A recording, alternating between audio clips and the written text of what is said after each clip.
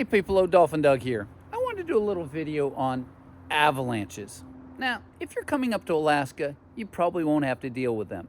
If you're a snow person that loves snow and you go out skiing outside out of the bounds of ski areas, you're not going to learn anything from this video. If you're somebody who never goes anywhere, well, you can watch. But this is really for people that don't know anything about avalanches that might find themselves in avalanche country. Now, I was born and raised in Florida, and I'm not afraid of anything in Florida, which is full of all sorts of creepy crawlies and things like gators. I've lived in Alaska here for just about 30 years, and I'm not much afraid of anything up here either, but you got to play things smart. Well, the first thing to know with avalanches is when you're in avalanche country. Obviously, I've got snow all around me. I've also got very steep mountains. So this mountain behind me, Mount Roberts, and that mountain over there, Mount Juneau, they're just about 3,500 feet tall. The tree line is something like 2,500 feet.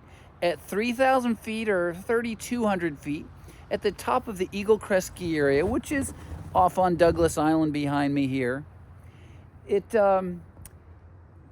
they've gotten 30 feet of snow so far. So it's enough snow that if it were to come roaring down the mountain and pile up somewhere, you could definitely be covered by 10 feet of snow. But standing right here, there are lots of little avalanche chutes and a couple of big ones. So you see this tree-covered hillside above the city of Juneau.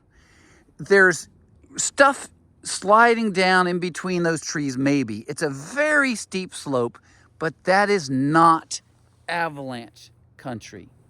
The avalanches are over here where you know where tree line is and there are no conifers. Something has knocked the conifers out of that zone. So there are some slots that come down almost to the water. Those are avalanche chutes, but since nobody is likely to be on that slope unless they intentionally put themselves there, they're not very dangerous.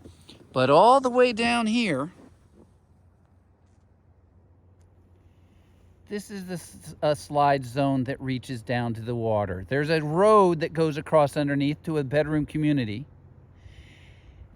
And I did do a video from the base of that, both in the summer and the winter. There's no building. Those buildings you see down there, they're not underneath of it. But that zone, if you happen to be at the bottom of it, puts a pile of snow probably 20 feet tall over the road surface. It triggers off not every year, sometimes a couple of times a year, and it's a bad one, but nobody lives underneath of it. Now the second slope I want to show you, Juneau itself is all right here on the coastal area. There's a road system that goes back in a beautiful trail system up there. That's the Perseverance Valley. That's where all the gold was discovered. Shoot, there's just wonderful stuff you can see here. This is the spot right there where there are two tunnels that went through to the backside of the mountains, and it was a funicular tram, and that's the mill site. And all of this flat zone out here where the last cruise ship can dock, that's all tailings that came out of this mountain, which is just riddled with holes 2,000 feet below sea level. But that's a different story. Now I'm talking about avalanches, and so on Mount Juneau there's a slide that comes down here. And I gotta step over right to the edge of this deck. Let's see. So this basin up here triggers and comes down. And when it does, it hits the backside of that hill. There's nobody back there.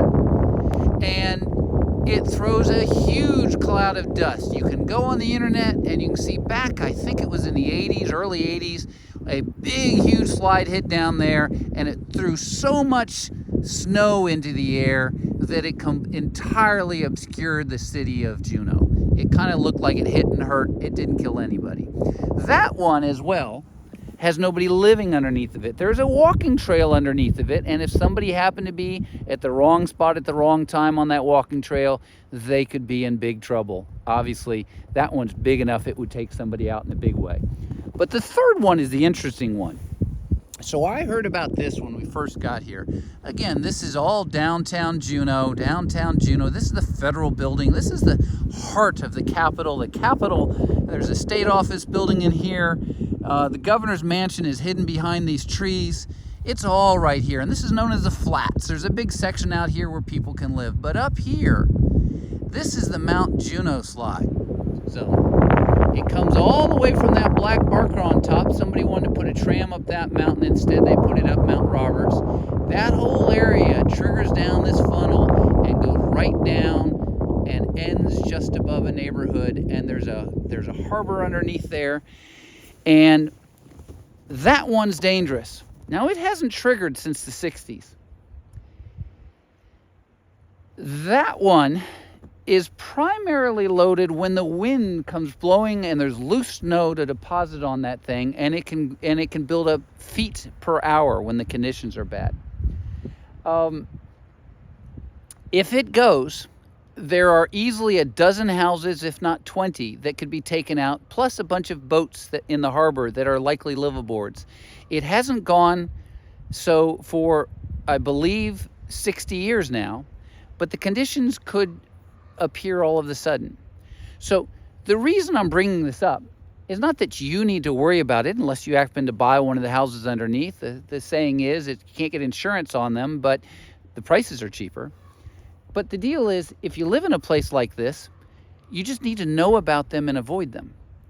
And so it's just like knowing gators in Florida, or knowing hurricanes in the Caribbean or Florida. You need to know what the dangers are. For most people in Juneau, avalanches are just an inconsequential risk. It's kind of like lightning. If you play golf on a regular basis, you should know what to do. But for most of the rest of us, we just stay out of trouble. And it turns out if you're in a car, lightning's not dangerous. With avalanches, it turns out if you're not at the bottom of an avalanche chute, you're perfectly fine. So here we go. Beautiful place. Come on up. My fingers are finally getting cold. You can see how red they are. That's my blood trying to keep myself warm.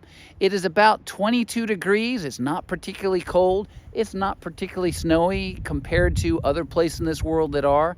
But Juneau's got a combination of things that you really can't find anywhere else. We have magnificent whales that live in the water. We do have enough snow on the mountains. They absolutely look like mountains, even though they're only 3,500 feet tall, and they're easy to hike in a day if you're here in the summer and you're not post-holing in through snow.